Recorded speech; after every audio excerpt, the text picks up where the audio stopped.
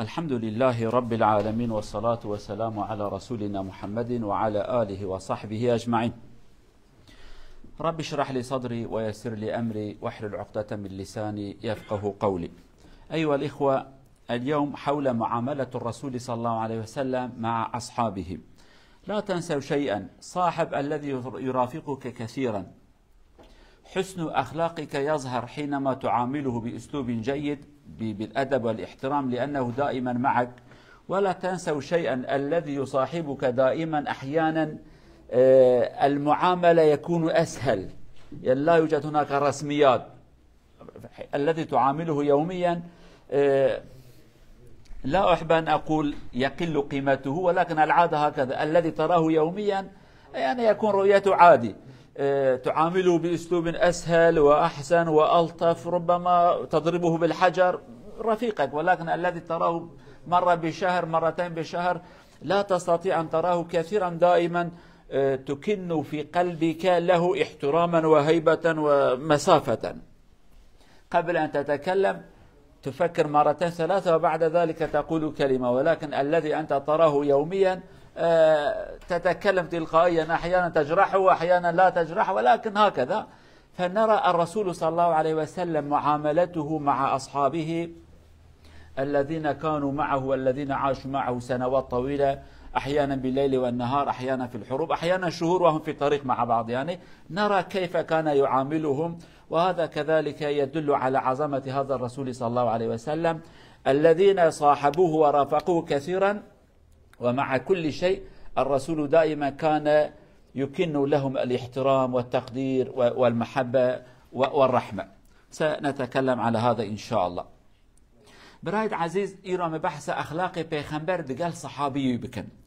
أما أنا بيجن صحابي كينا، صحابي يعني هفال، برادر، دوست. بكرمانجي تدي أنا بيجن فلان كس هفالي، فلان كس يعني بعربية من صاحبه هفالي وياه مصاحبة أبيك برا هفالتك، يعني أبا معنوي تشتكي جبير وانكن او انسانكو هرو دقال تيه دقال ترى مثلا امامك يكو بيسو چارت حتى المزقفته به، وامامك يكو فقط روجا جمعيه بتاني ورا خطبه بخينا مع ملاينا وكهبه ابيك روجا جمعيه بتاني تي تهرا وكنو مسافه كيداتيني ما مستوى ازبني واحترام دديك ابيك تهروي دديني وكذا كجمالي، يعني جارت كاري احترامش نديكي، جارت كاري زماني خلي دريش بكي، چونكي هروي دديني طبيعه انسان وهاي تشقى صابدني قيمت كيم دبا ابي تشتكي نورماله. يعني فقط ام تماشاكن اوان صحابيه كو پیغمبر هروان دديت، اوان هرو پیغمبر دديتن دقال هفراد بن رود مشتن خبر ددان اخلاق پیغمبر دقال وان شوابو جبير وانكن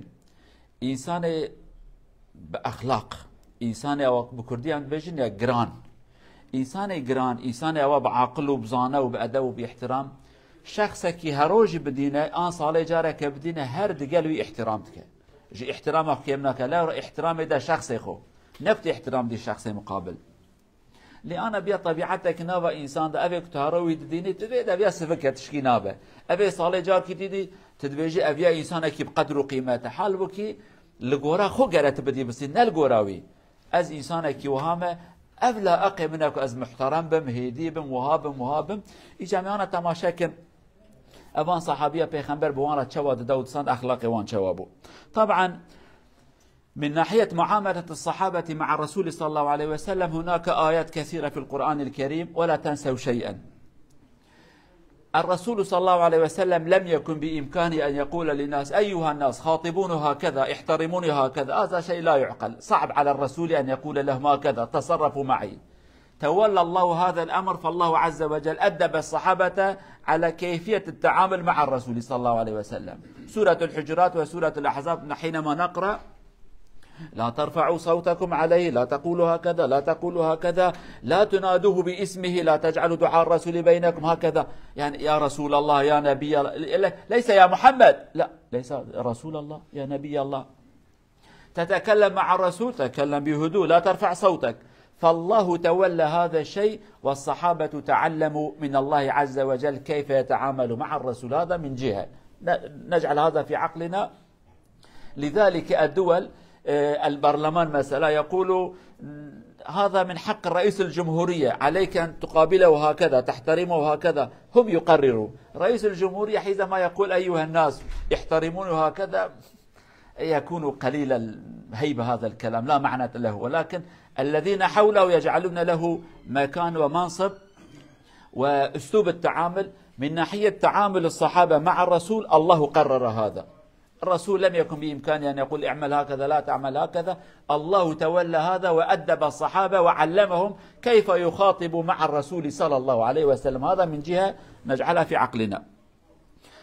أولا جالي أخلاق خبردان الصحابية قال بيخمبر أمي بيجن تشتكي جبير ما نكن إنسانك زحمتش ملت رابجة قالوا إنسان دقال من وها خبردن لهمبر من وها نكن عيبه له ملت كانت بيت شي بيخمبر نكار بوج ملت رابغوتا قالوا صحابيا فير ببن لورا مسألة بيخمبري مسألة كتازه عالم إنسان هذا بشر تازه بو بريا إسلام نبع عربا دا بيخمبر ناتبون نبيجن درنك هاتبون جبروی ملت جبیر واقر بود قال پیغمبر چه خبر بدن ایجا جبر کو به ادبی کی چنبه خدا عز وجل قرآن خدا چند آیت داد به قال پیغمبر خوها خبر دن دنگی خل هم بری بلند نکن مثال دنگی خو برزه نکن حتی صحابه کی چند روزش ما قدر نکه و رسول خدا سوال که کانه بیا بیا رسول خدا والله ابهرن سوال کن چند به حیره آیت کی هات خدا گو دنگی خو بلند نکن بلند که مالا وخرابو بودنگی مپر بلنده محقق مالا مخرابیه به ادبی کلیلم به پیغمبر گونانت نجوان انسانی ویجی کو حیره خدا من عفو بک از جار کدی دنگی خو بلند نکن هاو خبرتم ایجا ناحیت داین و سرنا دگل پیغمبر را خدا عز وجل آیاتشان دگو دگل پیغمبر خوها خبردن مثلا اسلام دا نج ادب کم بجن محمد وها گوتیه نه بجه رسول خدا گوتیه پیغمبر خدا وها گوتیه اینکه مسلمان می مادر در کتنت به محمد صلوات و سلام خدا سر بن اره محمد کیه بجه پیغمبر خدا بجه رسول خدا بی کلمه بجن ایجا خودت قرآن داد بجه وها نبجن دبی مثلا بجنی و نکارم بزوجن لهم بروی دنگی خبلن نکن دما کتش لکی جوارا گو احترامایی بگرن ابیا خدا بی آیتش مراشاندیه جالی داین و سننا صحابیه دگل پیغمبر ایجا پیغمبر دگل صحابیه می بجن. طبعا الصحابي كما تعلمون العلماء يقولوا الذي آمن بالرسول صلى الله عليه وسلم وإما رأى النبي بعينه أو رآه النبي بعينه ومات على الإيمان هذا هو الصحابي. لماذا نقول رآه النبي؟ هناك صحابة كانوا أعمى أكفاء عبد الله ابن أم مكتوم لا يرى شيء وآمن بالرسول فالرسول رآه ولم يرى الرسول حتى يدخل تحت هذا التعريف الذي رأى الرسول أو رآه الرسول وآمن به ومات على الإيمان الذي آمن بالرسول في حياته مثلا ولكن بعد وفاة الرسول ارتد عن الإسلام ومات ليس صاحبي ولا مسلم خلاص مات على الكفر. ولكن الذي آمن بالرسول صلى الله عليه وسلم ورأى الرسول ورآه الرسول رآه ومات على الإيمان فهو الصحابي. هذا الذي علينا أن نعلم حينما نقول الصحابي هذا هو. هناك من المتأخرين وهكذا نقول لهم تابعي وتابع التابعين ومن تابعهم ولكن لا يطلق عليهم اسم كلمة الصحابي. الصحابي رأوا النبي آمنوا به أو رآهم النبي وهم مؤمنون وماتوا على الإيمان فهؤلاء هم الصحابة. صحابي كيه بكردي أجوارا بيجم أو كسيكو إمام بيغمبر آني يجي بيغمبر إمام بيغمبر آني أو بيغمبر ديت بشعبه خو آن ایمان پیغمبر آنی پیغمبر ویدید اوی کور بو پیغمبر ندید مثلا وانه قد وقت پیغمبر دبونه مسلمان و دولت که دور بن او جوان نای گوتن صحابی لورا پیغمبر کعبه خو ندیدن مسلمان پیغمبر ندیدن اوی که پیغمبر بدینه آنجی پیغمبر ویدید بک او کور به کار پیغمبر بدینه اول سر ایمان وفات کرده جراته گوتن صحابی لگورا شریعت اسلامی لگورا تاریخ ما لگورا عقیده ام فلان کس صحابیه اف صحابیه لأبيك پیغمبر ديتبل سر كفر مربه آن پشت پیغمبر بیا مسلمان یاجی وقتی پیغمبر حیاتی بو کافر بو پشت پیغمبر وفات کرد بو مسلمان اوی انسان رانای گوتن صحابی اوی امش بیروانه کن صحابی اوی پیغمبر دید و ایمان آنی و حتی امرنا خوش سر ایمان ما. طبعا الصحابة أيها الإخوة هناك آيات في القرآن الكريم الله عز وجل يمدح الصحابة ونحن كمسلمين بعد الأنبياء نقول الصحابة يأتون بعدهم هكذا. وهناك درجات بين الصحابة، ولكن مبدئيا بعد النبي يأتي الصحابة وانتهى الأمر. الله عز وجل مدحهم وأعلن بأنه راض عنهم وهم راضون عن الله عز وجل. آيات كثيرة الله عز وجل يقول: والسابقون الأولون من المهاجرين والأنصار والذين اتبعهم بإحسان رضي الله عنهم. شوف، الله راض عنهم. آية أخرى: لقد رضي الله عن المؤمنين إذ يبايعونك تحت الشجرة. آية أخرى: محمد رسول الله والذين معه أشداء على الكفار رحماء بينهم، يمدحهم. هكذا الله عز وجل في آيات كثيرة يمدح الصحابة ويعلن بأنه راض عنهم، ويجعل هناك طبقات بينهم: الذي آمن وهاجر والذي آمن ولكن بعد الهجرة كذلك ليسوا متساويا، ولكن وعد الله كلهم الحسنى كما يقول الله عز وجل.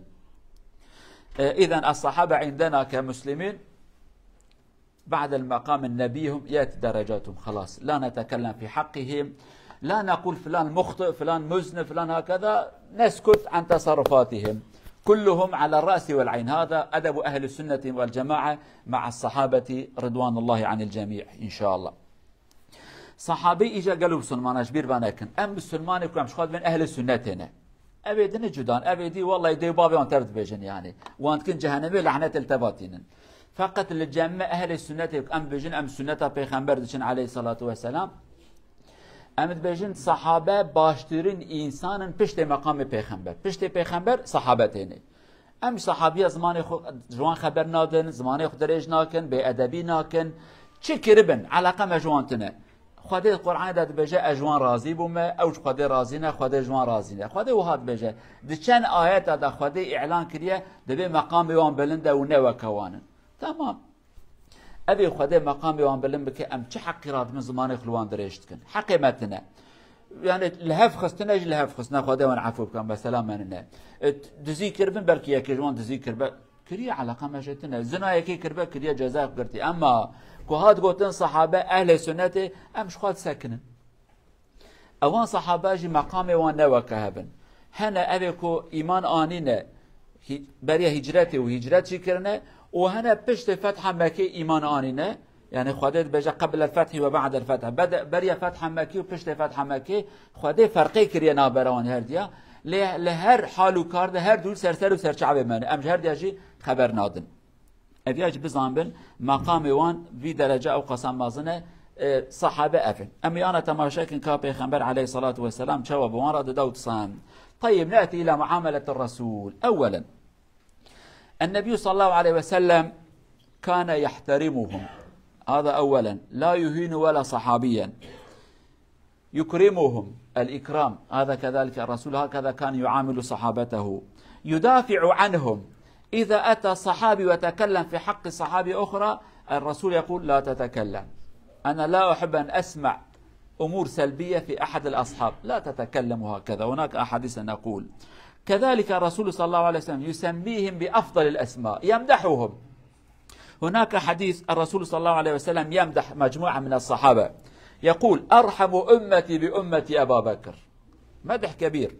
بعده يقول وأشدهم في دين الله عمر يغضب لله عز وجل، وأصدقهم حياء عثمان رضي الله عنه، وأقضاهم علي بن أبي طالب في الحكم القضاء الذي يقضي وقضاؤه قريب إلى الحق هو علي رضي الله عنه، يعني هو الله عز وجل وفقه حينما يقضي كأنه يقضي بالحق مباشرة، أقضاهم.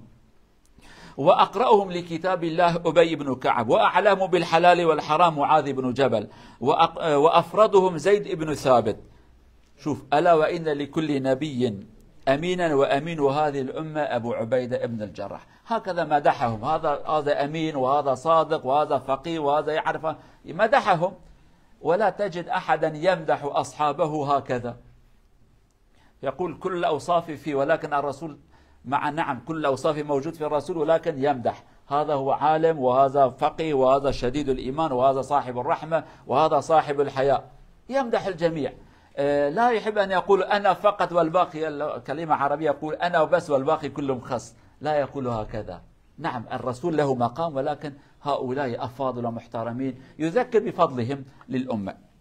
هذا من ناحية. حتى كما سمى خالد سيف من سيوف الله المسلول، سماهم، لم يقل أنا. مدح الصحابة كل حسب ما عنده من المميزات الذي أكرمه الله عز وجل. پیغمبر ما عليه الصلاة والسلام احترام صحابي خود قرت، قيمته وان تزانبو، درجة مقامي وان بلند كر، قوتني خوش جوان دقو، بناوكي جوان جوان خبر ددا، وان بيس ند كر بچوك ند كر. حتى مدح وان ددا، مدح وزانش نپاسن داين، پاسن وان ددا، اوانن. انا حديثك ما خوان وان صحابي هاني هر يكي پیغمبر بشكل كي پاس نوي دايو مازن كريه. دبي ان خودی شفقت زیدد امت آمده کل سر مسلمان دلی شوته ابو بکر دلی پرد شوته رحمه گلکه دبی ان ابي زیده کجبون حلال و حرام خدا جبون دین خدا عاجز به عمره کبو حلال و حرام دین خدا عمر باب خناسناکه لیت خیکی ان ابي کو حیا او بیش کذب او تب کردی بیش کذب انسان جدل انسان دبی عثمان حیا عثمان جدلی ویت یعنی پریا حیات که وهابو دبي ان ابي كود حكم قرار داينه محكمه دا ان ابي وانا جهاتي علي كري ابو طالب دبي ان ابي كزيدا قران يدخينا ابي كري كعبه ان ابي كزيدا حلال وحرام زانه معاذ كري جبل ان ابي كفرائز علم ميراثيه دبي ان ابي وانا جهاتي زيد كري ثابته يعني هر يك بشكل كي پیغمبر پس نواند دا دبي خالد شور خديه هر يك بشكل كي پیغمبر عليه الصلاه والسلام وان مازن ذكر قدر وقيمة الدوان يا بزان بن ايرو نوسا ايرو مثلا تماشت كي ام تشتكي كذبه از هر تشت ازم از زانام از عاقلم از وهام هر هوال تقى كسكي بعقلتنا نونام هر تشت ازم له هر تشت ازم پیغمبر نو هبو شلون راست اي مازن او بو ليش ما تقولش بير وانك من ابراج ابها ابياج وهاي ابا وهاي هر يكي بشكل كي جمره تقول قدر وقيمه وان انسان بزان بن. كذلك الرسول صلى الله عليه وسلم يقدم صحابته على نفسه ولا أحد يفعل هكذا. يجوع الناس وأحد الناس يقدم الطعام إلى النبي لا يقول أكل قبلكم يا ناس تعالوا في الطعام نأكل مع بعض هكذا. حتى في حادثة خندق حينما الصحابي رضي الله عنه عبد الله بن جابر بن عبد الله يقول يا رسول عندنا شوية طعام تعال نأكل، فالرسول يقول يا جماعة يا ناس جابر عامل الطعام نذهب إليه 500 واحد يذهب وطعام قليل هكذا الجدي تعلمون ولد النحزة يعني 2-3 كيلو وشوي خبز. فالرسول يقدمهم على نفسه وهو أولا يجعل الخبز في الطبق كما نقول وبعدين يحط عليه لحم ويقدم يأكل آخرهم. من يفعل هكذا؟ أحيانا بعض الدول يقول ما في عندنا راتب نعطي للناس ولكن راتبي كامل في الجيب يعني والباقي ابقوا على حالكم. أما الرسول كان بالعكس يقدم الطعام عليهم يوزع المال يعطيهم يجعل نفسه آخر واحد. هذا القائد الصادق الأمين الذي أرسله الله رحمة هو هكذا. پیغمبر ما تشتكي ويدن يجهبو صحابي خود كر پیش ياخو مثلا پره باتنا خوارم باتا نتقو جاب سازكي اختير بكم داوی خدا باز نجبر زكيم تير ببه نادقو ورم بخون ورم خوارني بخون آخر واحد يدخار.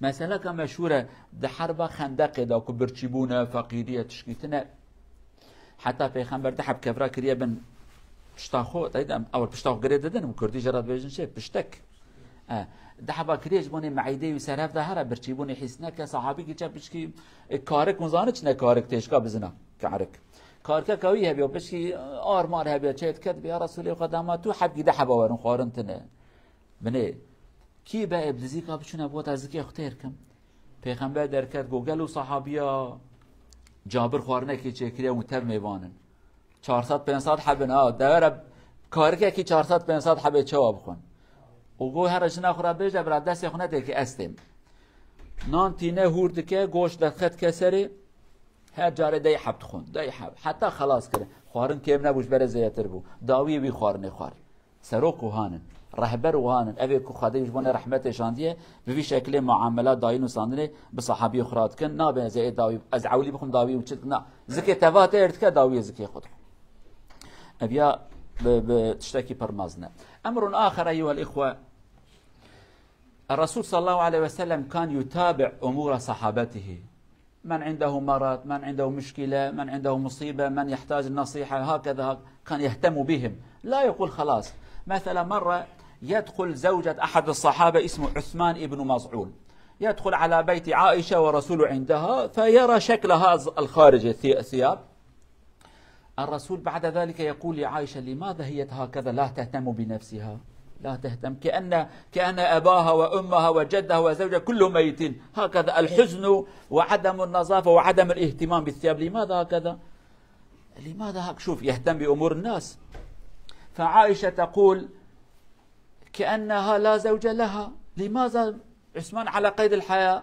فهي تقول: عثمان بالنهار يصوم وبالليل يصلي، لا يهتم بزوجته. الزوجة لماذا تتجمل؟ تتجمل لزوجها. إذا الزوج كأنه غير موجود لماذا تتجمل؟ شوفوا الرسول يقول: ارسلوا إلى عثمان فليأتي. يا عثمان يقول: هل أنت تعترض على سنتي؟ هل أنت أعطيت ظهرك لسنتي؟ يقول: لا يا رسول، بل سنتك أبغي، غايتي أن أقتدي بك في حياتك وفي سنتك. فرسول صلى الله عليه وسلم يقول: يا عثمان ليس هكذا، ليس أنا أصلي وأنام، أصوم وأفطر وأتزوج النساء، هذا هو سنتي، لماذا أنت لا تهتم بزوجتك؟ شوف قائد لا يهتم فقط بالأمور الخارجية، يهتم بأمور المنزل، بالعلاقة بين الزوج والزوجة، ينصحهم هكذا. يقول لزوجك: لربك عليك حق، ولنفسك عليك حق، ولأهلك عليك حق، اهتم بزوجتك.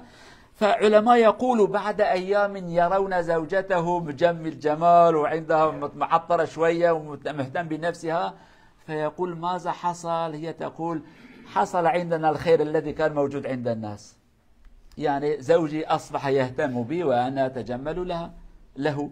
فالرسول هكذا كان يهتم بأمورهم المنزلية. يعني إذا رأيتم إماما شخصا يحبكم وسألكم كيف حالك، العلاقة مع الزوجة مع الأولاد، لا تقول لماذا تسألني هذا، من حقي أن يسأل. الرسول كان يسأل، ربما ينصحك بكلام يكون فيها الخير والبركة، والله عز وجل يرفع بها المشاكل الموجود بينكم. هذا الرسول كان يسأل عن أمورهم حتى المنزلية، يقول: هذا العلاقة غير طبيعي وهذا طبيعي، اعملوا هكذا لا تعملوا هكذا.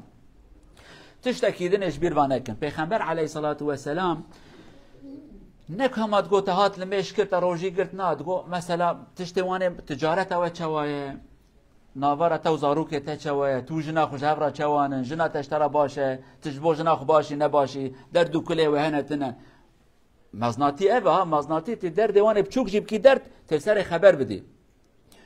مثال كده به صحابي كي هي نبي عثمان كره مزعون صحابي كي بقدر قيمته روجه كي جناوي تيمالا پیغمبر جنا عائشه خزانه پیغمبره و پیغمبر قید دینه و جنکات جانا مر جنا دینه نورمال جیرانه تيمالات توان دینی دنيراك او جنانه قد قيمت ناده جانه خو جلي قتاندي او وكاك دي و بابو كالي تمر بن پاشه کجند شه پیغمبر به عائشه به هاد به اویجمی چما وهای سرو بوی جرداکتیه جلمری نوهانه چما مسئله وهای ادبی ما قیمیروی هه میرتنه چواتنا عثمان الحياة ادبی عثمان برو روجی دکره بشاب لمشت که علاقه خوشنا خناینه برو روجی دکره بشاب لمشت که یعنی برو روجی نزدیک جن نابه بشاب لمشت که جنا خنادینه پیغمبر به هر انگازی که برا عثمان ورا عثمان ته پیغمبر به عثمان دبي هر حالته خوانية سنتهم دور كاتي تبش تاخذها سنة قرب ودو سنتهم ناتشي دبي حاشا يا رسول الله خدي والله تخازم دو سنتها تهرم عثمان دبي اد زوجم جني من هنا از روجي دقرمت فترمجي لما يشتكمت كابن خوجي بشاب وجني مشي زاروكي وعائلة منها تجمق بجنا اخرى زمان يقدر باسناكي عثمان هيجا فهمت كو جرى ابقى زي ده بيجدا نتشونا يعني والحاصل يدي خراست ك بجم ایجاب که ایدیم جنا خورا گراب وظیفات اخت که چند رو پاش جناوی ددینن جنس ددینن بالا خطی او گلاوی گش بیه بکیفه جلی پاکش خو کری الله الله دبی خیره چی بو دبی او خیر و برکت کل مالا وهب و هات مالا مجی یعنی میره مجی واحدی علاقه خو مراتینه ایجا امامکی شیخکی زاناکی مزنکی دماغ جانا نصيحت له كر جوا سؤال كي كر قلنا برا تو زاروك تا جنات عائلته تشوا يجي خبرتي جوز الامام جانا ملا تلفونت ك جن تلفونت كنوا موستها والله ظلام ما وهاتك امام وصاج نبي جنات واغوت له كر نصيحته كي دبيجن يا نم مباشر غير مباشر او نصيحت كي بك فهم بکن والله demek ki tiştekî hebe loma vi imam مراد بيجه وظيفه امام چاو وظيفه پیغمبر بو وظيفه امام جي نصيحتك شيرتك خبردانك خير جوارا بك. امر اخر في غايه الاهميه وبعد ذلك الموضوع طويل ولكن نقصر.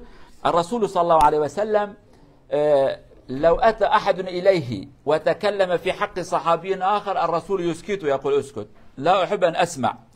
هكذا يقول لا يبلغني أحد عن أحد من أصحابي شيئا فإني أحب أن أخرج إليهم وأنا سليم الصدر. هناك أشخاص أيها الإخوة ربما حينما يتكلم معك بالأدب والاحترام ولكن ربما له علاقة سيئة مع رجل آخر، فهذا الرجل يأتي لك ويقول هو هكذا وهكذا وهكذا يتكلم، فمن حقك أن تقول يا أخي اسكت أنا لم أرى منه إلا الخير هكذا. ولكن إذا أنت تسمع كلامه الرجل لم يقلل الأدب في حقك، ربما له مشاكل مع رجل آخر، فإذا أنت استمعت كلامه وعاملته وهكذا تكون قد حكمت على رجل لم يسيء إليك. فلذلك الرسول يقول ولا أحد يتكلم عندي في حق الصحابة. واجعلوا هذا قاعدة عندكم، إذا ذهبتم إلى إمام وإلى شيخ لا تتكلموا في حق بعضكم. الإمام يحب أن يرى جماعته هكذا سواسية، لا يفضل أحد على الآخر. قد يكون بينكم مشاكل تطلب النصيحة آمنا، ولكن تجعل البغض والحقد في قلب الإمام حتى يكره هذا بدون أن يرى منه شيء، هذا لا يجوز، لأن الرسول قال لا تفعلوا هكذا. رحابة الصدر وعدم نقل الكلام.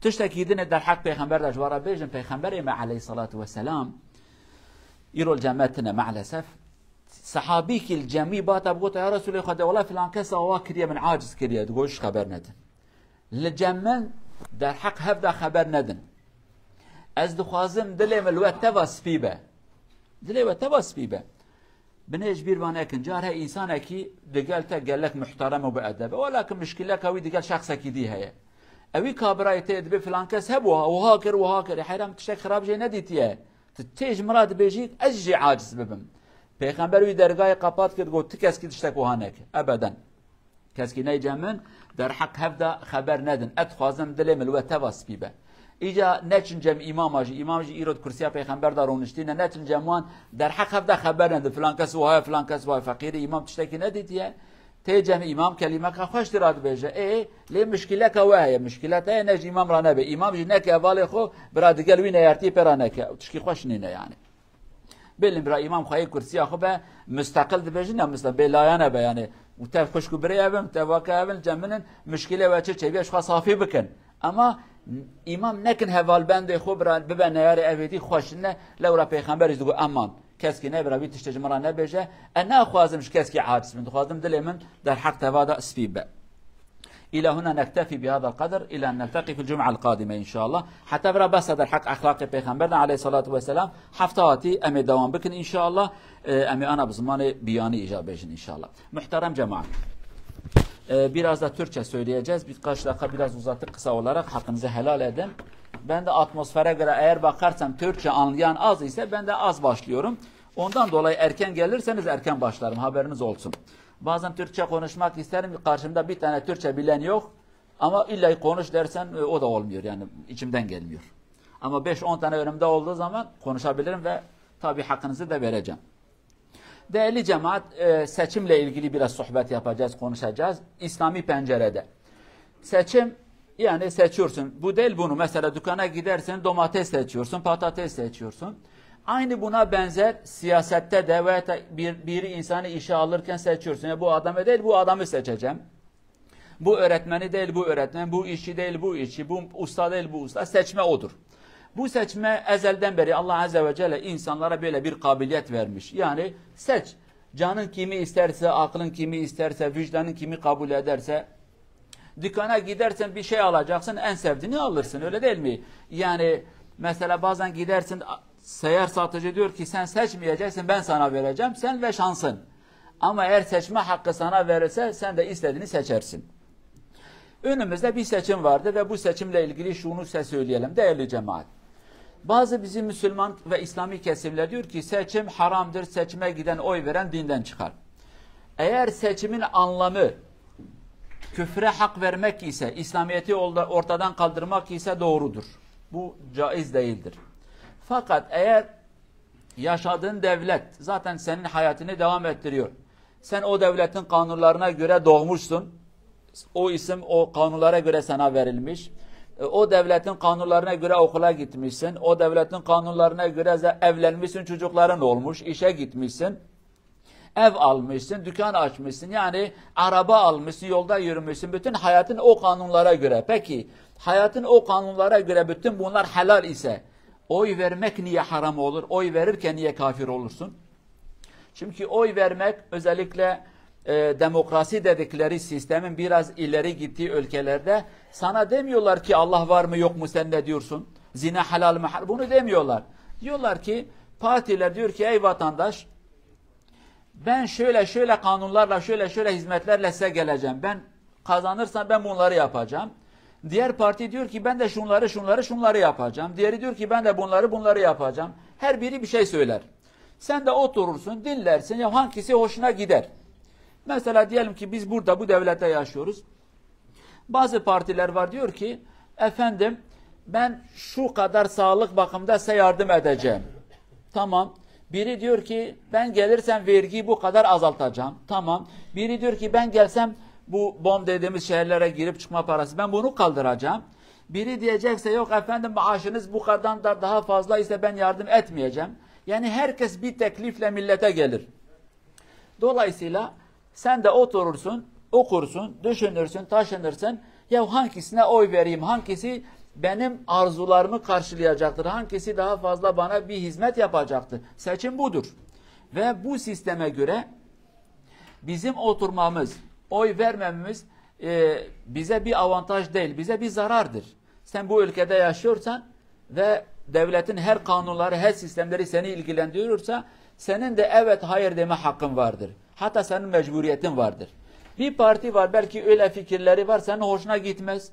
Bir parti var diyor ki ya ben dini kuralları biraz zorlaştıracağım. Tamam. Sen oy vermezsen o partiye karşı o gelirse sana zorluk çıkartacak. O zaman yok efendim niye böyle oldu senin suçun. Parti geldi diyor ki mesela başörtüye karşı ben bir eylem yapacağım. Başörtüyü kabul etmeyeceğim. Tamam. Bir parti diyor ki yok kardeşim bu benim işim değildir. Herkes serbesttir. İstediğini başını kapatsın. İstediği kep giysin. Buna benzer partilerin programları vardır. Biz de bunları okuyacağız, onlara göre vereceğiz. Sen oy verdin, baktın ki adam yalancı çıktı. İkinci seçim vermeyeceksin. Allah sana ve kanun da bu hakkı vermiş. Allah Azze ve Celle de bize bu aklı ve bu düşünceyi vermiş. Hazreti Ömer, Allah razı olsun, seçimle ilgili yani valiler eskiden bu zamanki gibi belediye seçimi, parlamento seçimi bunlar yoktu. Bir vali vardı. O vali şehri yönetir. Kendisiyle beraber birkaç insan hizmet yapar. Hazreti Ömer sahabelere diyor ki eğer beraber istişare edersek ve bir adamı vali olarak seçersek, düşündük, taşındık, araştırdık, adamın geçmişini, gündüzünü, gecesini araştırdık, adam hoşumuza gitti. Ve bu adamı vali olarak seçtik. Bu adamı vali olarak seçtikten sonra bizim işimiz biter mi? Diyorlar ki bitti, kendi görevimizi yaptık, adamı seçtik, tamam. Yok diyor, bitmedi bizim işimiz. Onu vali yaptıktan sonra yine takip edeceğiz. Bu adam gerçekten düşündüğümüz gibi çıktı mı, çıkmadı mı?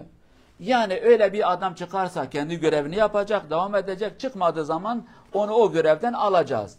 Bu sefer devletler bunu biraz kanuna bağladılar ve bir zamana bağladılar. Dediler ki bir adam başkan olduğu zaman, milletvekili oldu, belediye başkanı oldu. Çok büyük hataları işlemedikten sonra onun davranışından, işinden memnun değilsen süresi bittikten sonra onu çöpe at, başka bir adamı getir. Yani senin yanında bir işçi var, adamı getirmişsin, aylık bir kontratın vardır. Ayın ortasında adamı atamazsın, atarsan tazminat verirsin. Diyor adam kardeşim bir ay bitsin, senin davranışından memnun değilim, seni göndereceğim, bitti. Dolayısıyla bu seçmeyi Allah Azze ve Celle akıl ve fikir olarak bize emretmiş. Ey insanlar, iyi insanları seçin. Nasıl evlenmede iyi insanları seçer, işimizde iyi insanları seçer, her halükarda iyi insanları seçiyorsak, seçimlerde de iyi insanları seçmemiz lazım. Hangi parti programıyla beraber size daha yakın, ekonomi olur, eğitim olur, ahlaki olur, dini olur, sosyal olur, siyasi olur. Hangi bakımda size yakınsa bir şekilde katkıda bulunun. Yani negatif olarak oturun, pasif olarak olmayın. Aktif olun. Bir katkıda bulunun, seçime gidin ve oyunuzu verin. Oy vermek hangi partiye bizim işimiz değildir. Camilerin işi bu değil. Şu partiye ver, bu partiye ver. Bu bizim işimiz değil. Bizim işimiz ise diyoruz ki unutmayın. Siz de vatandaşsınız. Oy verme hakkınız vardır. Kendinizi küçük görmeyin. Bir oyla belki iyi bir parti kazanır. Bir oyla belki kötü bir parti kazanır. Bir parti gelir hayatı size zindan eder. Bir parti gelir size yardım eder. Biraz güzel çalışırsınız. Ona göre davranın ve katkıda bulunun. Okuyun, çocuklarla konuşun. Evladım ne yapalım, ne yapmayalım, hangi partiye verelim? Size şunu da söyleyeyim özet olarak. Çocuklarımız bizim gibi düşünmüyor ha. Bizim en kötü gördüğümüz parti çocuklarım diyor ki bu parti bana daha yakındır. Bunu da özet olarak size söyleyeyim. Sebebi sonra belki tartışır konuşuruz. Fakat çocuklar öyle diyor. Diyor ki belki bizim hiç sevmediğimiz, bize göre çok aşırı, çok sert, hayatı bize zindan edecek parti bizim gençlere göre diyor ki bu parti benim fikirlerime çok yakındır. Niye? Onu da araştırmak lazım. Fakat her halükarda katkıda bulunun, okuyun, oyunuz boşa gitmesin. Bu vatandaşın, bu ülkenin vatandaşıyız. Bu seçimlerde de bir katkımız olsun. İyi ve de kötü. İyi ise hepimiz iyiliği göreceğiz. Kötü olursa da hepimiz beraber çileyi çekeceğiz. Cenab-ı Allah iyi insanları başımıza yönetici etsin inşallah. Cenab-ı Allah kötü insanları başımıza yönetici etmesin. Cümlemize sıhhat, afiyeti versin. İyi yönetimler, iyi hizmetler, iyi çalışmaları Cenab-ı Allah cümlemize nasip etsin inşallah. Vesselamu aleyküm ve rahmetullahi ve berekatuhu.